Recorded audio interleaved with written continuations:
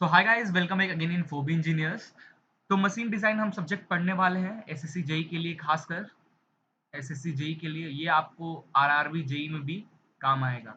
ठीक है, ज्यादा डीप में हम नहीं पढ़ेंगे। हम ऊपर ऊपर ही चीजों को पढ़ेंगे और प्रीवियस ईयर क्वेश्चंस पे हम ज्यादा फोकस करेंगे। थ्योरेटिकल पार्ट आपको इसलिए पढ़ा रहे हैं ताकि आप कोई चीज भूल जाओ तो वो सब पॉइंट टू पॉइंट आपको रिमेम्बर हो जाए, किस तरीके से क्वेश्चन बनेगा। इसलिए थोड़ा सा आपको थ्योरेटिकल पार्ट में बताऊंगा और उसके बाद फिर हम प्रीवियस ईयर क्वेश्चंस लगाएंगे। तो मशीन डिजाइन में टोटल हम 9 चैप्टर पढ़ने वाले हैं, जिसमें से डिजाइन ऑफ गियर मैंने आपको सोम में पढ़ा चुका हूँ ऑलरेडी। स्ट्रेंथ ऑफ मटेरियल में मैंने डिजाइन ऑफ गियर ये टॉपिक को बहुत अच्छी तरीके से पढ़ाया है, प्रीवियस ईयर क्वेश्चंस भी कराया है। तो यहाँ पे मैं आपको ये चैप्टर नहीं पढ़ाऊंगा, आप सोम के प्लेलिस्ट चेक करो, वहां पे मिल जाएगा। नाउ हम स्टार्ट करेंगे डिजाइन अगेंस्ट फ्लैक्चुएटिंग लोड। तो स्टार्टिंग का ये दो चैप्टर हैं गाइस, कॉटर एंड नकल जॉइंट, और ये दो चैप्टर इससे बहुत रेयर 10%। अगर आप 10 साल का पेपर देखोगे, 10 ईयर का अगर पेपर आप देखोगे, ठीक है, तो 10 साल के पेपर में सिर्फ 10% क्वेश्चन आए हैं। इसका मतलब समझ रहे हो? इसका मतलब 10 साल के पेपर में किसी एक साल में एक आध क्वेश्चन टॉपिक से आया। बहुत कम क्वेश्चन इस टॉपिक दोनों टॉपिक से आते हैं, बट अपन रिस्क नहीं ले सकते, इसलिए अपन इस टॉपिक को, दोनों टॉपिक को थोड़ा सा अच्छी तरीके से पढ़ेंगे। ठीक है, और प्रीवियस ईयर क्वेश्चन भी, मेरे पास भी क्वेश्चन, ज्यादा क्वेश्चन है नहीं क्योंकि क्वेश्चन पूछे नहीं गए हैं, बट मैं ट्राई करूंगा कुछ इंपॉर्टेंट क्वेश्चन आपको यहाँ पे कराने के लिए। ठीक है, तो आज हम स्टार्ट करने वाले हैं डिजाइन अगेंस्ट फ्लक्चुएटिंग लोड। तो इस जो चैप्टर है, चैप्टर 1 जो हम पढ़ने वाले हैं, इस चैप्टर 1 पढ़ने से पहले जैसे कि मैंने आपको स्ट्रेंथ ऑफ मटेरियल पढ़ा ही दिया हूँ, उसमें आपको स्ट्रेस स्ट्रेन डायग्राम भी मैंने पढ़ाया है, अलग अलग मटेरियल के लिए स्ट्रेस स्ट्रेन डायग्राम मैंने बताया है। ये अपर इल्ड होता है, ये लोअर इल्ड होता है, ये अल्टीमेट पॉइंट होता है, ये प्रोपोगेशन पॉइंट होता है, एंडोरेंस लिमिट होता है। ये सब मैंने आपको स्ट्रेस स्ट्रेन डायग्राम में ऑलरेडी बताया है। इल्ड पॉइंट क्या होता है, अल्टीमेट पॉइंट क्या होता है, ये सब चीजें बता, फैक्टर ऑफ सेफ्टी क्या होता है, ठीक है, स्ट्रेस क्या होता है, शियर स्ट्रेस क्या होता है, प्रेशर क्या होता है, ये सारी चीजें मैंने आपको स्ट्रेंथ ऑफ मटेरियल में पढ़ा पढ़ा दिया हूँ।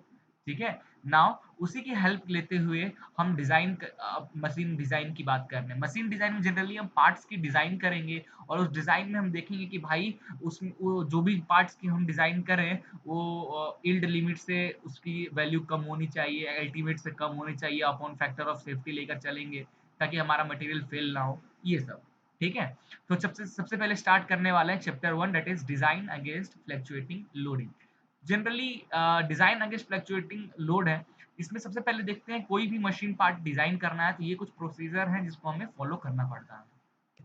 नाउ मशीन डिजाइन, कुछ भी पार्ट की अगर डिजाइन करनी है तो सबसे पहले एम आपको कुछ डिसाइड करना पड़ता है कि भाई आप किस चीज के लिए वो प्रोडक्ट बना रहे हैं। आफ्टर दैट उसके उसका मैकेनिज्म क्या होने वाला है, उस पे किस किस तरीके के फोर्स लगेंगे, उस फोर्स का एनालिसिस करना, मटेरियल को सेलेक्ट करना कि भाई उस तरीके के फोर्सेस को कौन सा मटेरियल झेल सकता है, डिजाइन एलिमेंट लाइक साइज और किस टाइप के स्ट्रेसेस वगैरह। फिर डिजाइन ऑफ एलिमेंट मतलब उस पूरे पार्ट को, फिर जो आपका प्रोडक्ट है उसको डिजाइन कीजिए। डिजाइन करने के बाद उसकी टेस्टिंग वगैरह कीजिए, और साथ में कुछ मॉडिफिकेशन है तो उस मॉडिफिकेशन कीजिए, डिटेल ड्राइंग कीजिए, एंड देन उसको प्रोडक्शन पे फिर प्रोडक्शन करना स्टार्ट कीजिए। ये कुछ कोई भी पार्ट डिजाइन करने का प्रोसेस होता है जो ध्यान में रखना है। आगे चलते हैं, तो सबसे पहले थ्योरीज ऑफ फेलियर में थोड़ी बहुत चीजें हम आपको ऑलरेडी बता चुके हैं। जैसे जो हमारा जो मैक्सिमम प्रिंसिपल स्ट्रेस थ्योरी है, ये किस कौन से मटेरियल के लिए बेस्ट होता है, सोम में क्या पढ़े थे, मैक्सिमम प्रिंसिपल स्ट्रेस थ्योरी कौन से मटेरियल के लिए, ब्रिटल या डक्टाइल, किसके लिए बेस्ट होता है, that is maximum principal stress. इसको हम रैंकाइन थ्योरी भी कहते हैं। क्या कहते हैं? That is Rankine theory. ठीक है, क्या कहता है maximum principal stress theory? Maximum principal stress theory ये कहता है कि जो भी आपके में आपका मैक्सिमम स्ट्रेस जनरेट होगा, वो हमेशा इक्वल या कम होना चाहिए किसके, परमिसिबल स्ट्रेस से। Okay, and what is the value of permissible stress in terms of Rankine? That is yield strength upon factor of safety. तो आपका जो मैक्सिमम इंड्यूस्ड स्ट्रेस जो होगा आपके ऑब्जेक्ट में, वो हमारा मैक्सिमम, उस मटेरियल का मैक्सिमम यील्ड स्ट्रेंथ जो है अपॉन फैक्टर ऑफ सेफ्टी, उससे कम होनी चाहिए। और जो मैक्सिमम प्रिंसिपल स्ट्रेस थ्योरी है जनरली ब्रिटल मटेरियल के लिए बेस्ट होता है, ठीक है, ब्रिटल मटेरियल के लिए बेस्ट होता है। अपन सोम में बहुत अच्छी तरीके से डिस्कस किए हैं। नाउ अगला है मैक्सिमम प्रिंसिपल स्ट्रेंथ थ्योरी। वो था प्रिंसिपल स्ट्रेस, ये था प्रिंसिपल स्ट्रेंथ थ्योरी। तो मैक्सिमम प्रिंसिपल स्ट्रेंथ थ्योरी, इसको हम लोग, ये जो होता है ये जनरली डक्टाइल मटेरियल के लिए होता है। हम लोग बेस्ट ऑफ डक्टाइल के लिए नहीं कह सकते हैं, ठीक है, हम ये नहीं कह सकते ये थ्योरी डक्टाइल के लिए बेस्ट होता है, ये नहीं कह सकते हैं। लेकिन जो मैक्सिमम प्रिंसिपल स्ट्रेंथ थ्योरी है ये डक्टाइल मटेरियल के लिए जनरली हम यूज करते हैं। ये क्या कहता है, ये कहता है कि जो भी स्ट्रेस इंड्यूस स्ट्रेन इंड्यूस है in any one of the direction, that strain, that is 1 by e, formula of strain in a 3D object क्या होता है, sigma 1 minus mu, Poisson ratio mu, sigma 2 minus sigma 3, ये होता है strain. इसकी value कम होनी चाहिए किससे, yield strength upon factor of safety से, ठीक है। Maximum shear stress theory, maximum shear stress theory को हम लोग ट्रेसाक्स थ्योरी भी कहते हैं, ठीक है, ट्रेसाक थ्योरी भी कहते हैं। और ये डक्टाइल मटेरियल के लिए अच्छा होता है, ठीक है, डक्टाइल मटेरियल के लिए तो अपन लिख सकते हैं it is good for ductile material, okay. और मैक्सिमम शियर स्ट्रेस थ्योरी जो है जनरली क्या कहता है, that is the maximum shear stress, for example sigma 1 minus sigma 2 upon 2, या सिग्मा 2 माइनस सिग्मा 3 अपॉन 2, या sigma 3 minus sigma 1 upon 2 is less than or equal to yield strength upon twice of factor of safety, ठीक है। और जो maximum strength theory है, that is maximum strength theory, जिसको हम लोग generally maximum shear strength theory, और ये स्ट्रेंथ थ्योरी जो है that is best for ductile material. तो कोई आपसे पूछे कि बेस्ट थ्योरी ब्रिटल मटेरियल के लिए सबसे बेस्ट थ्योरी ऑफ फेलियर कौन सा है, तो आप कहना the maximum principal stress theory. और डक्टाइल के लिए पूछे तो जनरली डक्टाइल के लिए जो बेस्ट होता है that is maximum distortion energy theory, ठीक है। मैक्सिमम शियर स्ट्रेंथ थ्योरी, इसी में एक आता है डिस्टॉर्शन, इसका पार्ट एक आता है, डिस्टॉर्शन वाला पार्ट भी आता है, ठीक है। मैक्सिमम डिस्टॉर्शन एनर्जी थ्योरी वो होता है सबसे बेस्ट डक्टाइल मटेरियल के लिए। तो ज्यादा चीज आपको इसमें टॉपिक में जानना नहीं है, इस टॉपिक में मैंने ऑलरेडी स्ट्रेंथ ऑफ मटेरियल में आपको थोड़ा सा डीप में जाकर बताया है चीजें, यहाँ हमें जरूरत नहीं है ये सब चीजें के लिए। आगे हम बढ़ते हैं और इम्पोर्टेंट जो चीज पैरामीटर्स हैं हम उसको देखते हैं। जैसे इम्पोर्टेंट पैरामीटर यहाँ पे हैं, हमको समझना कि फैक्टर ऑफ सेफ्टी क्या होता है। वैसे तो हम ऑलरेडी पढ़ चुके हैं, ठीक है, स्ट्रेंथ ऑफ मटेरियल में ये टॉपिक ज्यादा इंपॉर्टेंट नहीं है, ठीक है। फैक्टर ऑफ सेफ्टी की बात किया जाए तो फैक्टर ऑफ सेफ्टी क्या कहता है कि it is defined as the ratio of maximum stress to the working stress, ठीक है। तो maximum stress upon working stress या induced stress is known as factor of safety. तो अपन इसको n से डिनोट करते हैं फैक्टर ऑफ सेफ्टी को, और factor of safety is equal to maximum stress. अब मैक्सिमम स्ट्रेस जो है वो इल्ड भी हो सकता है और अल्टीमेट भी हो सकता है, ठीक है। तो ये एस वाई टी भी हो सकता है और एस यू टी भी हो सकता है, कोई भी हो सकता है, इल्ड में भी अल्टीमेट में भी। बट जो नीचे होगा वो working that is induced stress होगा, ठीक है, that is induced stress, that is factor of safety. Now in case of ductile material की बात किया जाए, अगर हम डक्टाइल मटेरियल की बात करें, फॉर एग्जांपल माइल्ड स्टील, ठीक है, the where the yield point is clearly defined and the factor of safety is based on yield point stress।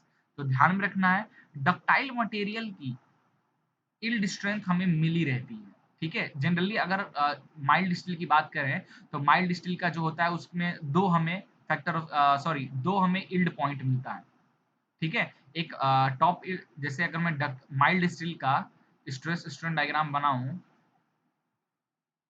ठीक है, तो एक हमारा ये मिलता है yield point that is upper yield point, एक होता है लोअर यील्ड पॉइंट।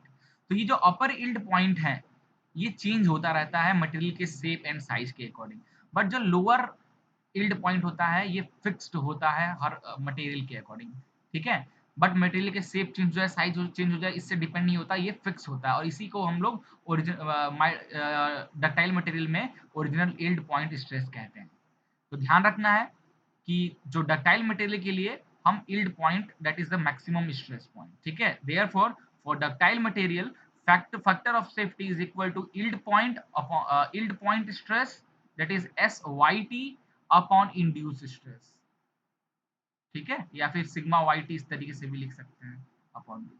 और वही ब्रिटल मटेरियल के केस में, तो ब्रिटल मटेरियल में हमें यील्ड पॉइंट नहीं होता है, ब्रिटल में हमें अल्टीमेट पॉइंट मिलता है direct.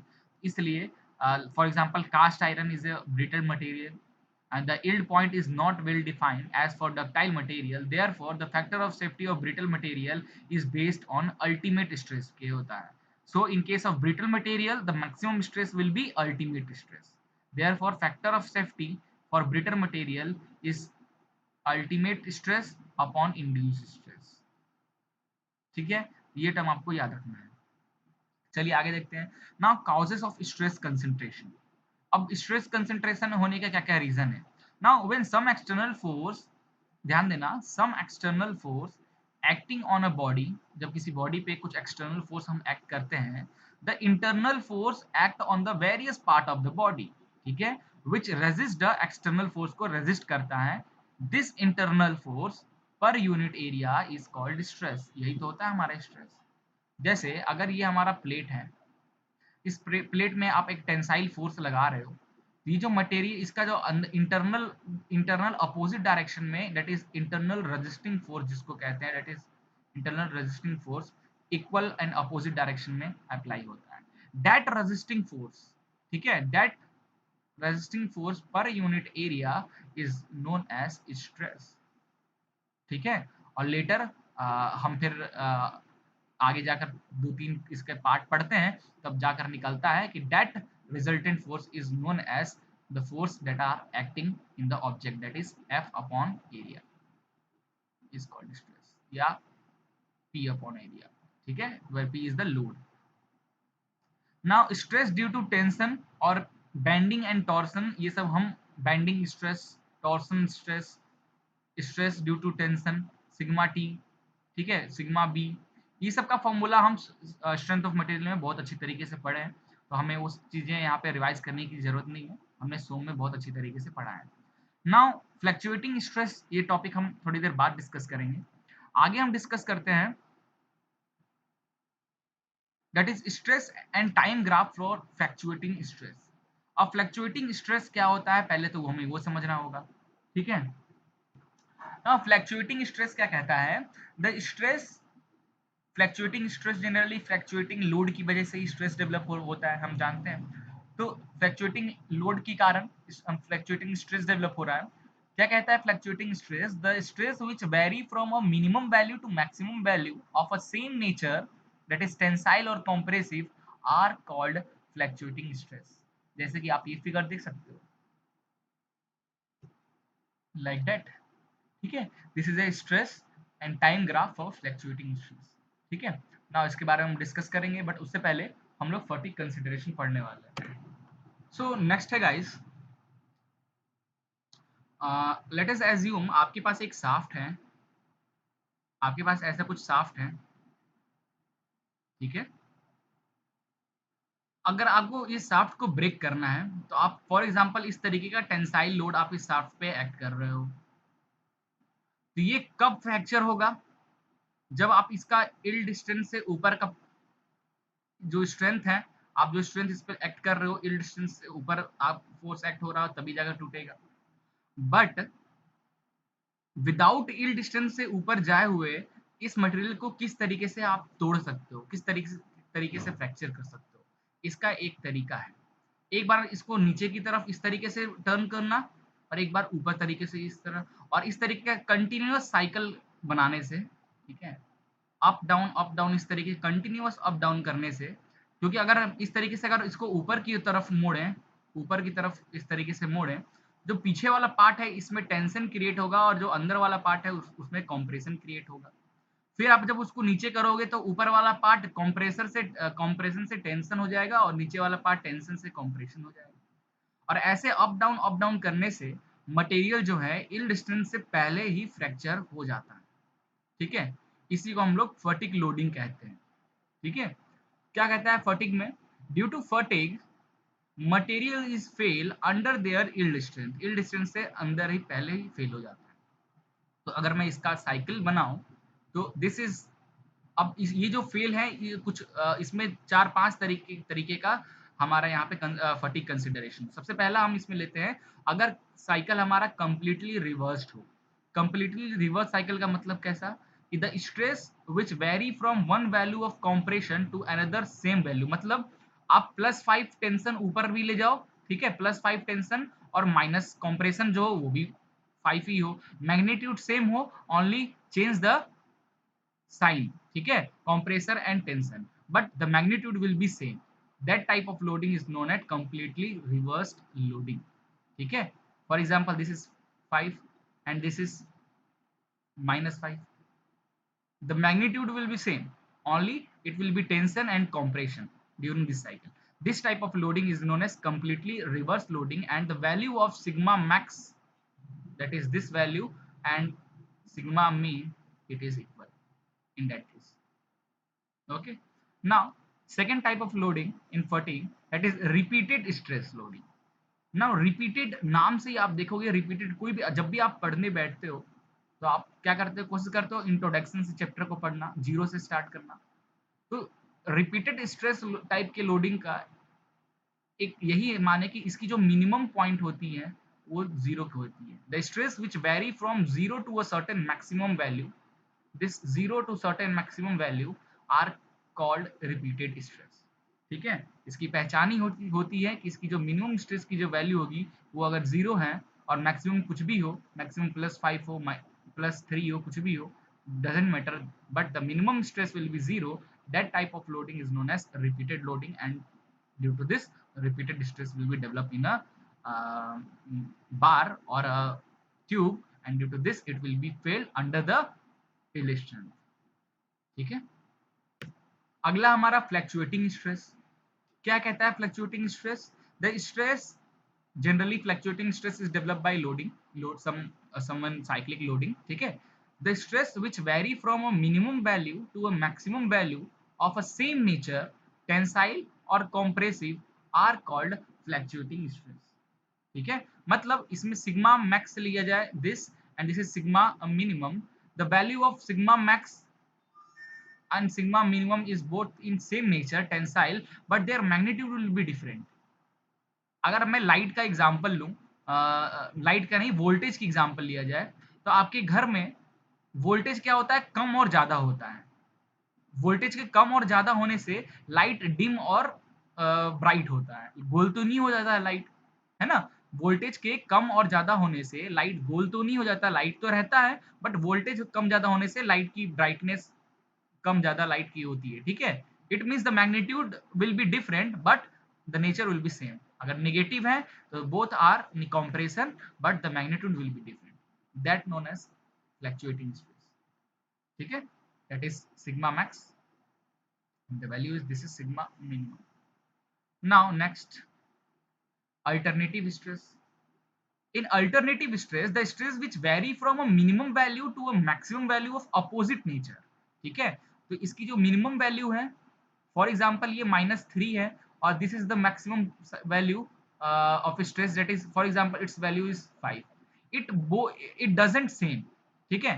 The value alternative stress means the stress changes from minimum to maximum of opposite nature. It means minimum compression to maximum tensile or minimum tensile to maximum compression are called alternating stress, ठीक है। It never be zero and its value will never be equal. It means sigma maximum is not equal to sigma minimum, ठीक है। अगर ऐसा है तो ये किस तरीके का लोडिंग है, अल्टरनेटिंग लोडिंग, ठीक है। अगर इस तरीके का है कि सिग्मा मैक्सिमम और सिग्मा मिनिमम दोनों सेम नेचर का है बट मैग्नीट्यूड चेंज है, किस तरीके की लोडिंग है, ये fluctuating stress, fluctuating stress type का।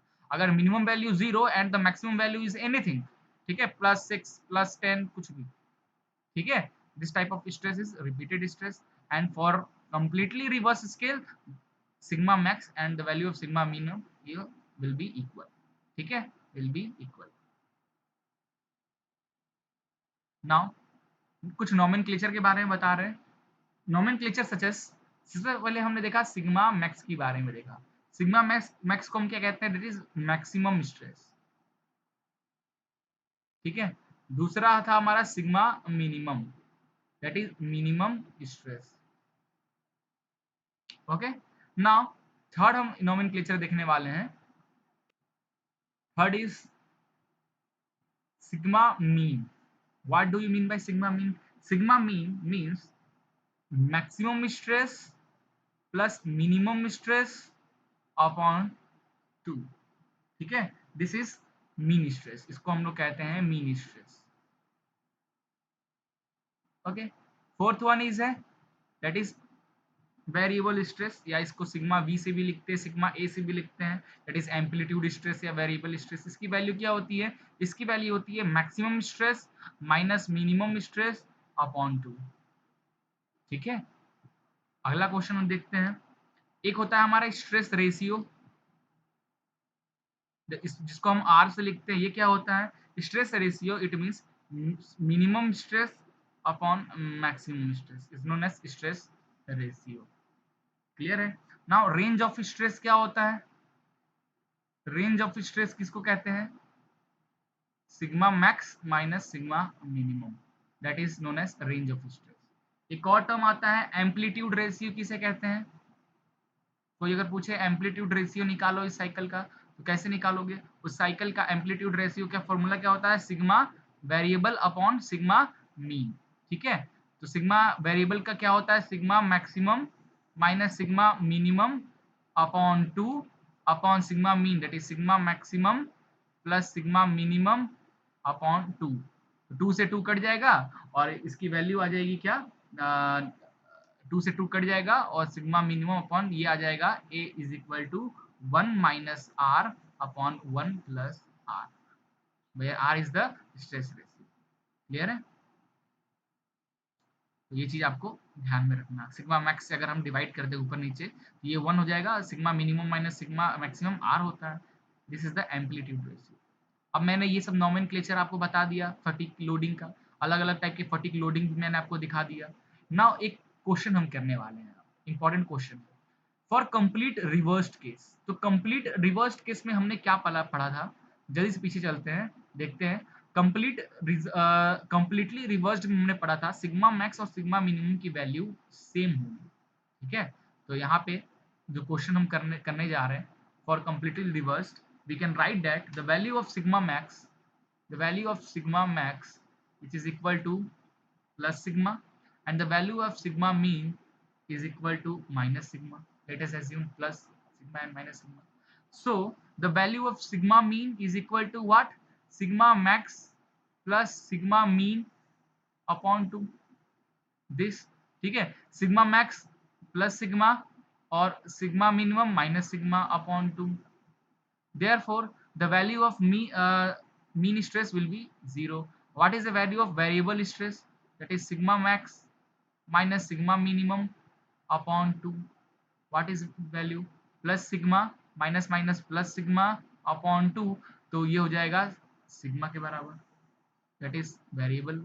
तो इसके लिए आपको सारे का रिजल्ट पता होना चाहिए। कंप्लीटली रिवर्स का हम जानते हैं sigma max is equal to sigma minimum होता है, ऐसे ही फटिंग स्ट्रेस के लिए, अल्टरनेटिव स्ट्रेसेस के लिए सारे ये नोमेनक्लेचर आपको पता होना चाहिए, ये इक्वल होता है कि ज़्यादा होता है। अगर जैसे जो हमारा ये वैल्यू था, कौन सा पढ़ रहे थे हम, रिपीट स्ट्रेस की बात कर रहे हैं, तो सिग्मा मैक्स की वैल्यू तो सिग्मा प्लस सिग्मा मैक्स की वैल्यू तो हम प्लस सिग्मा रख देंगे और सिग्मा मिनिमम की वैल्यू हम क्या 0 रख देंगे। अगर इस केस में हमें मीन निकालना हो तो मीन क्या निकल जाएगा, sigma plus 0 upon 2 which is equal two plus sigma upon 2, ये आपका मीन स्ट्रेस आ गया। वेरिएबल स्ट्रेस क्या आ जाएगा, वेरिएबल स्ट्रेस भी आपका आ जाएगा, यही आ जाएगा, सेम ही आएगा वेरिएबल स्ट्रेस भी, ठीक है। ये सब चीजें आपको याद होगा तो ही आप क्वेश्चन इस तरीके के क्वेश्चन को कर पाओगे, ठीक है।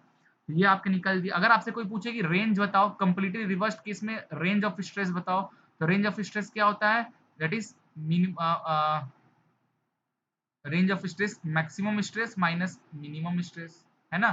तो मैक्सिमम स्ट्रेस कितना था, प्लस सिग्मा, और मिनिमम स्ट्रेस कितना था, minus sigma, minus minus plus हो जाएगा तो आ जाएगा 2 सिग्मा आंसर डायरेक्ट, ओके। सो रेंज RANG रेंज लिखते हैं, ठीक है, R फॉर तो वो हो जाएगा स्ट्रेस रेशियो। तो ये हो जाएगा plus sigma minus minus sigma, ये हो जाएगा 2 सिग्मा। ये लीजिए रेंज ऑफ स्ट्रेस निकल गया। नाउ स्ट्रेस रेशियो अगर कोई पूछे आपसे स्ट्रेस रेशियो, तो स्ट्रेस रेशियो अभी हमने क्या पढ़ा था, स्ट्रेस रेशियो क्या कहता है, that is minimum stress upon maximum stress, यही होता है स्ट्रेस रेशियो। तो minimum stress minus sigma, maximum stress sigma, ये आ जाएगा -1। ठीक है, रेंज ये आपका निकल गया स्ट्रेस रेशियो। किसके लिए है ये सब, कंप्लीटली रिवर्स्ड केस के लिए, ठीक है, कंप्लीटली रिवर्स्ड स्ट्रेसेस के लिए। Now what is the amplitude ratio, amplitude ratio क्या हो जाएगा, that is 1 minus R upon 1 plus R. तो 1 माइनस माइनस प्लस 1, 1 माइनस 1, ये कितना हो जाएगा 1 plus 1 2 upon 1 minus 1, that is 0। ठीक है, therefore it's value will be infinite. ये एक क्वेश्चन था, तो इसके लिए आपको सारे का डाटा पता होना चाहिए किसका क्या होता है। नाउ एसएन कर्व के बारे में हम थोड़ा सा देखने वाले हैं। ठीक है, हम एसएन कर्व के बारे में थोड़ा सा यहाँ पे चीजें पढ़ने वाले हैं। जनरली जो सर आर आर राव थे, सर आर आर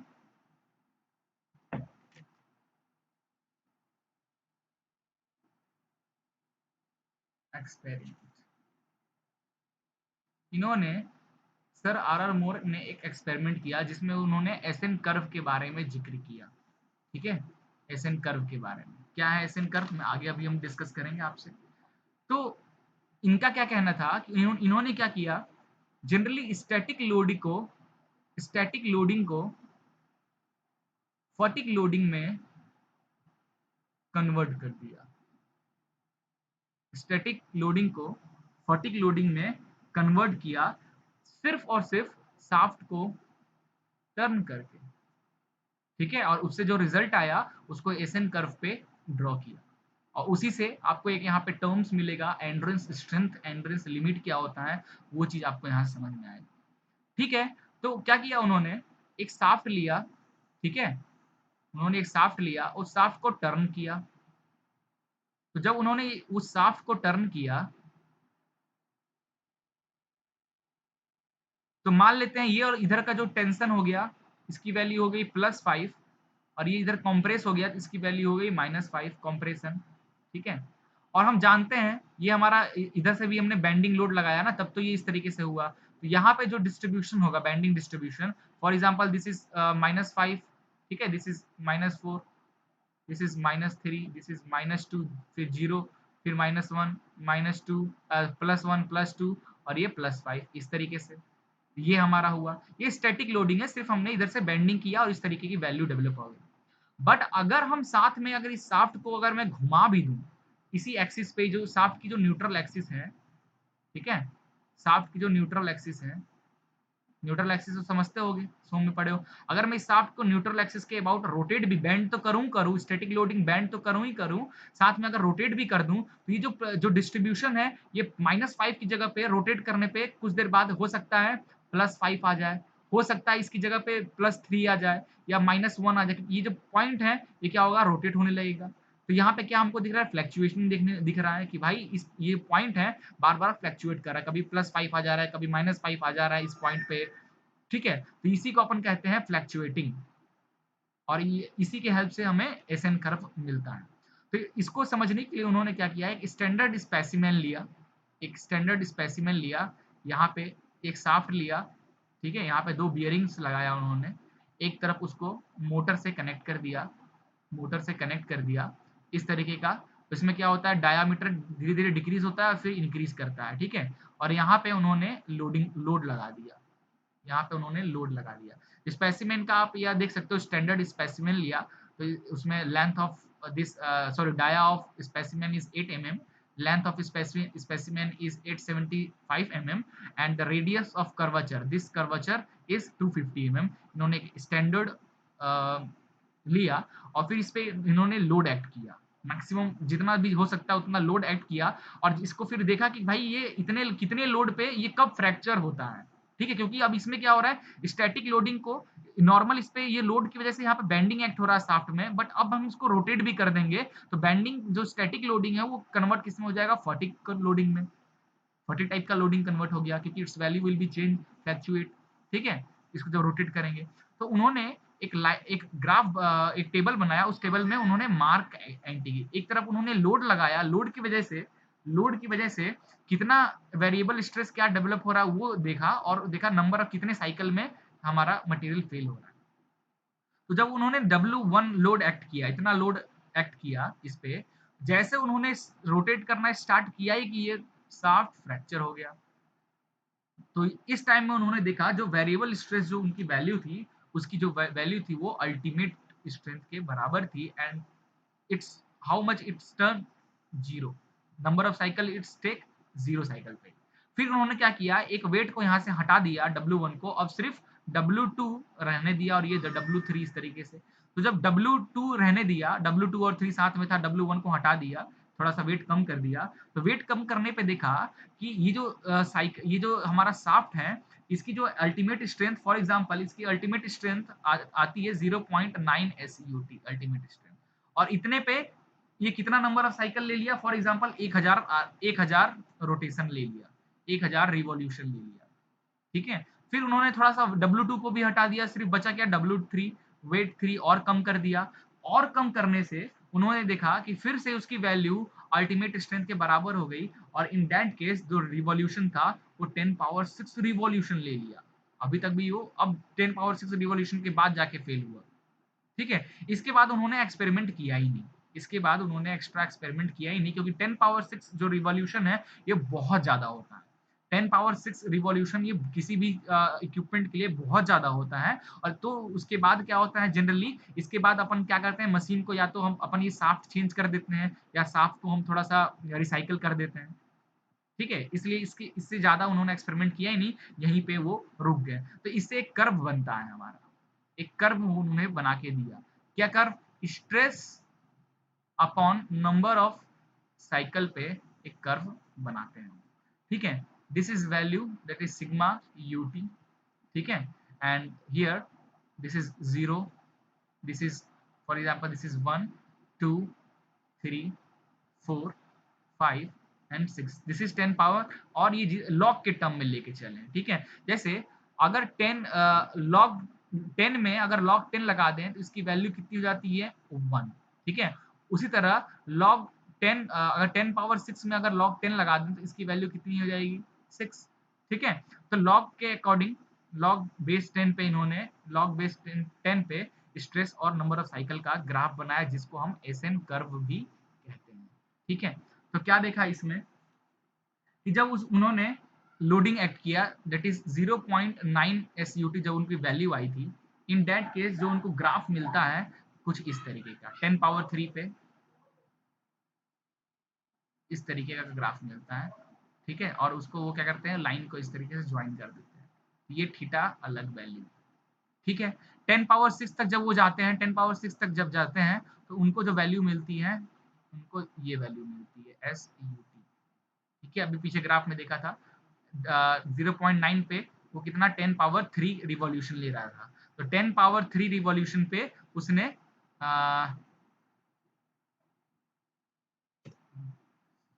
कुछ गड़बड़ है यार यहाँ पे, हाँ यहाँ पे बहुत बड़ी गड़बड़ हो गई है, इस ग्राफ को मिटाना पड़ेगा। चलिए, क्या गड़बड़ है अभी थोड़ी थोड़ी देर में आपको समझ में आ जाएगा। ये ग्राफ मैं बना रहा हूँ,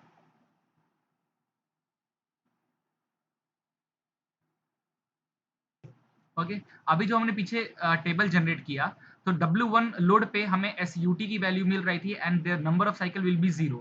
W2 पे हमें 0.9 अल्टीमेट स्ट्रेंथ सिग्मा वेरिएबल की वैल्यू आती है, स्ट्रेस की वैल्यू आती है, and in that case its take 10 power 3 revolution. तो फिगर जो चालू होगा 10 पावर 3 से स्टार्ट होगा ना, तो लॉग बेस 10 है, ठीक है, लॉग बेस 10 के पावर में ही है, ये 3 से स्टार्ट होगा, 4 5 और ये 6 तक जाएगा। तो 3 पे 10 पावर 3 पे जो हमें वैल्यू मिलती है दैट इज 0.9 SUT, इतनी स्ट्रेस की वैल्यू मिलती है, ठीक है।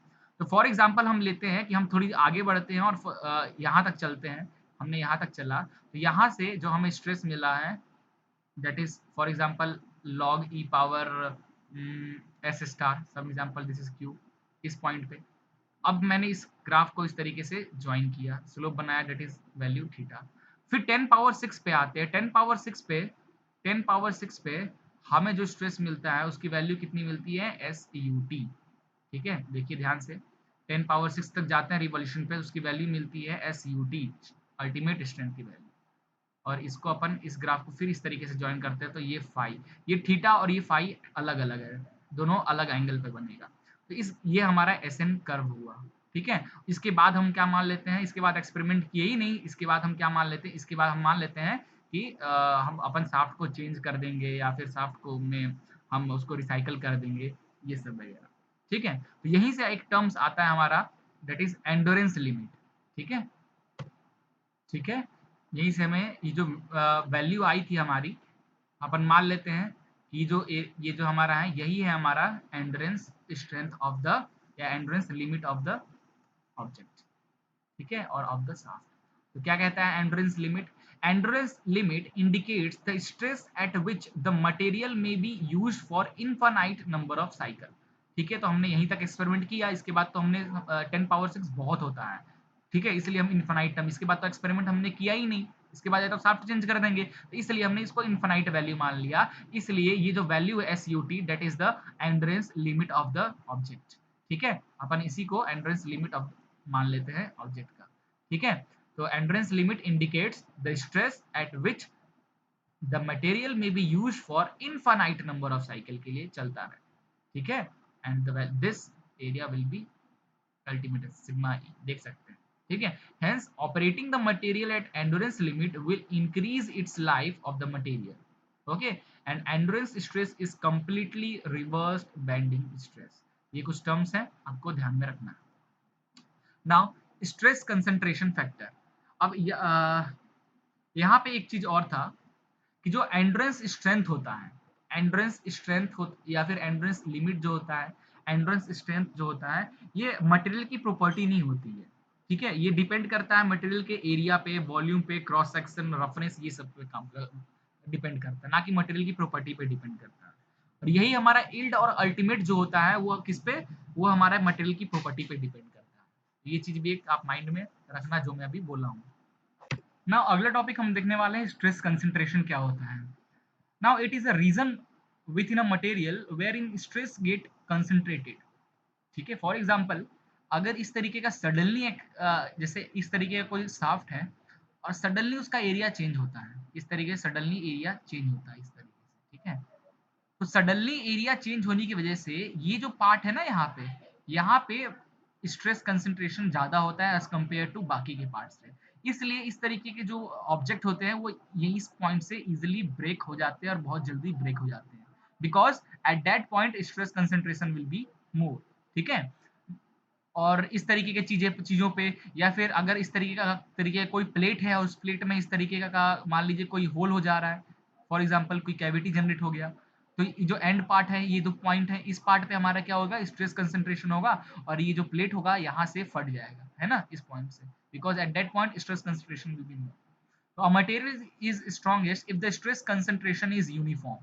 तो अगर आप चाहते हो अपने मटेरियल को स्ट्रॉन्ग करना, तो स्ट्रेस कंसंट्रेशन है उसको भी ध्यान में आपको रखना है, और वो यूनिफॉर्म होना चाहिए। ठीक है, irregular एरिया और cavity present inside a material result in stress concentration, देखिए जैसे कि मैंने आपको बताया, to avoid failure of material stress concentration should be avoided. बहुत सारे फैक्टर हमें डिजाइन, कोई ऑब्जेक्ट की डिजाइन करते हैं ना, हमें बहुत सारे फैक्टर कंसीडर करने पड़ते हैं। ठीक है, बहुत सारे फैक्टर, सबसे पहले तो हमें देखना चाहिए कि उसमें देखना होगा भाई उसमें कितने स्ट्रेस जनरेट हो रहा है, कहीं पे स्ट्रेस कंसंट्रेशन फैक्टर तो नहीं आ रहा है। ठीक है, उसकी यील्ड स्ट्रेंथ कितनी है, फैक्टर ऑफ सेफ्टी की क्या कंसीडर करोगे। ठीक है, फटिक लोडिंग तो एक्ट नहीं हो रहा है, ये सब चीजें, बहुत सारी चीजें को हम कंसीडर करते हैं, तब जाके हमारी कोई ऑब्जेक्ट की पर्टिकुलर डिजाइन बनती है। यहाँ अगला है स्ट्रेस राइजर। स्ट्रेस राइजर कैसे क्या होता है, जैसे ये हमारा एक प्लेट है या फिर शाफ्ट है, इसमें एक होल आ गया। ठीक है, तो होल की वजह से ये जो एंड पार्ट है, ये एंड पार्ट है, that is stress riser part. At this point stress concentration will be more, and from that the shaft will be break. ठीक है, तो इंटरनल होल, क्रैक और cavity present inside the material as well as sudden change in the area of material are called as stress riser। ठीक है, तो stress that is inversely proportional to area. ठीक है, तो आप देखोगे जैसे ये शाफ्ट है, अभी तो एरिया यहाँ पे इस शाफ्ट में एरिया ज़्यादा है ना, यहाँ पे एरिया ज़्यादा है, तो स्ट्रेस क्या होगा, यहाँ पे कम होगा। अब यहाँ पे होल आप कर दोगे, तो होल करने की वजह से अब तो एरिया या ये जो एंड है, यहाँ पे और यहाँ पे एरिया तो कम हो गया, बीच में तो होल है, तो एरिया कम होने की वजह से ये इस पॉइंट पे स्ट्रेस ज़्यादा होगा और ये जो शाफ्ट है यहीं से ब्रेक हो जाएगा, है ना? Where area is minimum stress is maximum. और ये हो गया। या फिर सडन चेंज इन, जैसे बताया, या इस तरीके से साफ्ट अचानक से सडन चेंज इन इस तरीके का साफ्ट एरिया चेंज हो रहा है, तो ये पॉइंट सबसे कमजोर होता है, because at that point stress concentration will be more. ठीक है, when we act some tensile forces in the shaft, it will break at that point, because at that point stress concentration will be more, because sudden change in area, the area at that point will be low, and due to this the stress will be more at that point. Due to that, due to this, it will be fail from this point. ठीक है, now reduce कैसे करना है इसको? Stress concentration को अगर आप चाहते हो अपने मटेरियल में से हटाना, जो कि बहुत बड़ा फैक्टर आपको हटाना ही है, किस तरीके से कम कर सकते हो? So whenever there is a change in a cross section, such as shoulders, holes, notches, or keywords, and where there is an interference fit between hub and bearing race and the shaft, the stress concentration result. The presence of stress concentration cannot be totally eliminated, but it may be reduced to some extent. Totally हम इसको हटा नहीं सकते, but कुछ न कम से कम हम कम कर सकते हैं। जैसे जैसे ये सडनली चेंज हो रहा है ना, ये एरिया देखिए, इतना ज्यादा एरिया था, अचानक से ये एरिया कम हो गया, तो यहाँ पे आप देख रहे होगे ये more chance to break at that point, because at that point stress concentration will be more. तो इस तरीके की चीजों को आप चाहते हो स्ट्रेस कंसंट्रेशन कम हो, तो आप डायरेक्ट एरिया क्विक चेंज ना होने की वजह से आप इस तरीके वेरिएबल स्मूथ एरिया चेंज कीजिए, इस तरीके का स्लोप बनाकर आप चेंज करेंगे, तो इन that case at that point stress concentration will B reduces. ठीक है, नाउ अगर देखा जाए मेथड टू, पहला मेथड तो ये हो गया कि टू रिड्यूस स्ट्रेस कंसंट्रेशन, आप अपने शाफ्ट का जो डायरेक्ट एरिया चेंज ना करने, ग्रेजुअली एरिया को चेंज करें। और to reduce stress concentration by creating notches, या फिर आप स्ट्रेस कंसंट्रेशन, अगर आप मान लीजिए आपके पास कोई चांस ही नहीं है, एरिया को ग्रेजुएट आप नहीं करना चाहते हो, फिर भी चाहते हो ना हो, तो आप ये क्या कीजिए, यहाँ पे इस तरीके के नॉचेस बना दीजिए, इस तरीके के नॉचेस बना लीजिए। तो आप देख रहे हो ये स्ट्रेस का जो लाइन है यहाँ पे डिस्टर्ब हो गया, स्ट्रेस की जो स्ट्रीम लाइन है वो डिस्टर्ब हो गया, और डिस्टर्ब होने की वजह से या इस पॉइंट पे स्ट्रेस कंसंट्रेशन कम हो जाएगा, और इस तरीके से आपका यहाँ पे एक पॉइंट से इजीली ब्रेक नहीं होगा। वैसे ही अगर इस तरीके का सिंगल होल है, तो सिंगल होल की वजह से ये इजीली इस पॉइंट से फेल हो सकता है। इसके लिए आपको क्या करना है, दो उसके बगल में छोटे-छोटे होल और कर देने हैं, तो जो स्ट्रेस स्ट्रीमलाइन है वो फिर से डिस्टर्ब हो जाएगा, जिसकी वजह से क्या होगा, थोड़ा बहुत आपका स्ट्रेस कंसंट्रेशन इस पॉइंट से भी रिड्यूस हो जाएगा। ये कुछ मेथड थे स्ट्रेस को रिड्यूस करने के लिए। ठीक है, नाउ अगला जो हमारा एक टॉपिक है, that is most important in machine design, fatigue and fatigue diagram. This is fatigue and fatigue diagram. It will be make for variable stress upon mean stress. The graph is between variable stress and mean stress. ठीक है, तो यहाँ पे आप देख रहे हो, जब हम एक मटेरियल का हम ड्रॉ किए, तो अलग अलग साइंटिस्ट ने हमें गर्बर लाइन ने दिया, गुडबर्ग लाइन ने, सोडरबर्ग ने अलग अलग ये लाइन डेवलप करके दिया। तो जो हमारा गर्बर लाइन था, जैसे ये गर्बर लाइन आपको दिख रहा है वी और मीन के बीच में, क्या होता है, Gerber equation. So this equation is given by Gerber, and it give 1 upon factor of safety is equal to sigma m upon sigma u का whole square, factor of safety plus sigma v upon sigma e, if we neglect stress concentration there. If we consider stress concentration, then we have to multiply here stress concentration factor kf, otherwise it will be okay. So this is the this equation is given by the Gerber, and it is good for consider the factor of safety for any of the material. Now, second equation is by okay. तो जब आप ये line के according देखिए, this is yield stress and this is ultimate stress. जब आप yield strength और ultimate strength का स्ट्रेंथ लेकर कैलकुलेशन करेंगे, इन that case the Gerber equation is given by this, and this is for ductile material. Now this is a Goodman equation, and in that case we have to consider yield and ultimate also. When you use yield and ultimate also, and this equation is both for ductile or brittle. ठीक है, and it is given by this 1 upon factor of safety is equal to sigma mean upon sigma ultimate plus sigma V upon sigma yield. ठीक है, when we neglect stress concentration factor, if we consider stress concentration factor, then we have to multiply here kf. ठीक है, now this equation is a Soderberg, given by Soderberg. This, or it is for when we consider yield strength upon endurance limit. This is the sigma E is the endurance, sigma Y is the yield, sigma U is the ultimate. When we consider sigma yield for designing of material, then we have to use Soderberg line, and in this the equation will be 1 upon Fs is equal to, Fs is the factor of safety, is equal to sigma mean upon sigma yield plus sigma variable upon sigma endurance limit. ठीक है, so this is given by Gerber, Goodman and Soderberg, and this is equation is good for variable yield ductile material. ठीक है, because there is no ultimate, so it is for ductile material. Okay तो ज़्यादा कुछ है नहीं इस topic में, हमें ज़्यादा कुछ पढ़ना ही नहीं था, बस बेसिक बेसिक चीज़ें जस्ट रिवाइज करना था. ये सब चीज़ें आप ऑलरेडी बहुत पहले पढ़ चुके हो, बस थोड़ा बहुत चीज़ें जानना था, फार्मूला हमें थोड़ा सा याद करना था. जनरली फार्मूला की भी जरूरत नहीं पड़ेगा यहाँ पर, जस्ट आपको थोड़ी बहुत चीज़ें समझनी है कि कब हमारा मटेरियल फेल होगा, यील्ड स्ट्रेंथ क्या होता है, अल्टीमेट क्या होता है, एंड्योरेंस लिमिट क्या होती है, ये सब चीज़ों को हमें जनरली समझना था. बाकी और कुछ है नहीं इस टॉपिक में, इस चैप्टर में पढ़ने के लिए. ठीक है, अब मैं कुछ प्रीवियस ईयर क्वेश्चन आपको करा दे रहा हूँ. चलिए पहला क्वेश्चन देखते हैं. क्वेश्चन कह रहा है the ratio of ultimate stress to the design stress is known as, yes, factor of safety. Ultimate stress किसके, और ये किसके लिए है फैक्टर ऑफ सेफ्टी, किस मटेरियल के लिए अल्टीमेट स्ट्रेस आ गया, किस मटेरियल के लिए अल्टीमेट होता है, ब्रिटल के लिए. ये फैक्टर ऑफ सेफ्टी किसके लिए हो गया, ब्रिटल के लिए. ठीक है, the plasticity is the property of material which enables its to. अब elasticity, plasticity, strength of material में आप ये सब चीज बेसिक चीजें तो जानते ही है ना, क्या होता है टफनेस, इलास्टिसिटी, प्लास्टिसिटी सब. ठीक है, तो the plasticity is the property of material which enable its to retain deformation produced under load permanently. It will be permanently deformed when you act someone for example एक plastic की stick ले लो और उसको जब आप मोड़ दोगे पूरी तरीके से, तो आप जितने फोर्स से उसको मोड़ो ना, फिर वो वापस इलास्टिक, क्योंकि इलास्टिक प्रॉपर्टी नहीं होती है, बहुत कम होती है इलास्टिक प्रॉपर्टी. प्लास्टिक की चीजों को मोड़ दोगे तो वो उसी शेप में आ जाएगा, है ना, because it the elasticity will be less. और यही रबर के केस में देखो, फोर्स लगाओ, जैसे फोर्स हटाओ तो वापस से वो अपने ओरिजिनल पोजीशन पे आ गया, दैट इज इलास्टिसिटी. ठीक है, अगला देखते हैं.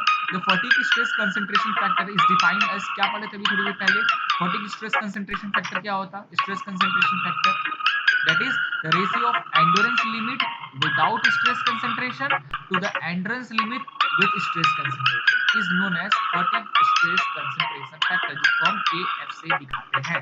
ठीक है, अगला क्वेश्चन है stress concentration is caused due to stress concentration क्यों होता है, मैंने बताया था. Yes, all of the option are correct. For example variation in properties of material from point to point in the member, pitting at point or area at which load on a member are applied, abrupt changes of section. ठीक है, all option are correct in case of stress function. Next आते हैं the endurance limit of material with finished surface in comparison to rough surface is, endurance limit किसके लिए ज्यादा होगा, तो यहाँ पे देखिए endurance limit finished surface का ज्यादा होता है more as compared to rough surface. ठीक है, याद रखना.